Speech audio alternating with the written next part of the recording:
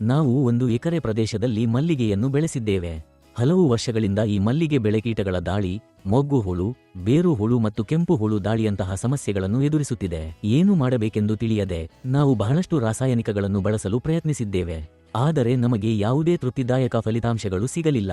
ಸಸ್ಯಗಳು ಹೆಚ್ಚು ಹೆಚ್ಚು ಸುಟ್ಟು ಹೋಗುತ್ತಿದ್ದವು. ನಂತರ ನಾವು FL77 ಎಂಬ ಉತ್ಪನ್ನವನ್ನು ಬಳಸಲು ಪ್ರಯತ್ನಿಸಿದ್ದೇವೆ. ನನ್ನ ಹೆಸರು ಸೌಂದರಾಜನ್. ನಾನು ತಿರುಚಿ ಜಿಲ್ಲೆಯಲ್ಲಿ ವಾಸಿಸುತ್ತಿದ್ದೇನೆ.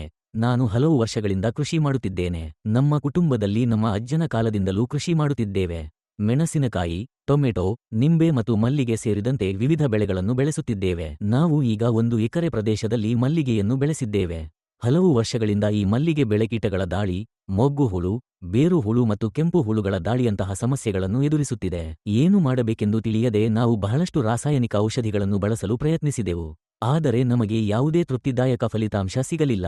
ಸಸ್ಯಗಳು ಒಣಗುವ ಸ್ಥಿತಿಯಲ್ಲಿದ್ದವು. ಅದರ ನಂತರ ನಾವು FL77 ಉತ್ಪನ್ನವನ್ನು ಬಳಸಲು ಪ್ರಯತ್ನಿಸಿದೆವು. ಈಗ ನಮಗೆ ಉತ್ತಮ ಫಲಿತಾಂಶಗಳು ಸಿಗುತ್ತಿವೆ.